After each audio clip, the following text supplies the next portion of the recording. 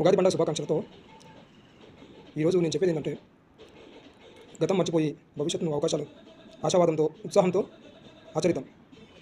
నా విషయంలో నేను ఒక విషయం క్లియర్గా చెప్పాలనుకుంటున్నాను. అది నాకు అర్థమైంది, నేను చెప్తున్నాను. ఏంటంటే, ఇప్పుడు హిందువులు కానీ, ముస్లింలు కానీ, క్రిస్టియన్లు కానీ ఏదేమైనా మా మనోభావాలను దెబ్బతీయాలని చాలా ప్రయత్నం చేస్తున్నారు. కానీ నేను ఒక చిన్న సందేశం నా సందేశం ఏంటంటే, మన రాజ్యాంగంలోనే నేను చెప్పే విషయము ఒక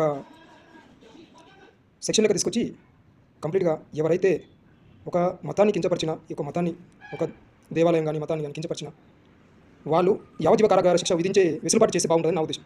ఎందుకంటే ఇది ఒక హిందువులకే కాదు, ఒక ముస్లింలకే కాదు, ఒక క్రిస్టియన్లకే కాదు, యావత్తు భారతదేశంలో ఉన్న ప్రతి ఒక్క జనాభాకు చాలా కష్టతరం అవుతుంది. ఎందుకంటే మా హిందువుల మీద ఎన్నో రకాలుగా ప్రాబ్లాలు క్రియేట్ చేస్తున్నారు. మేము ఎందుకు కోరుకుంటున్నామంటే, ఇది రామజన్మభూమి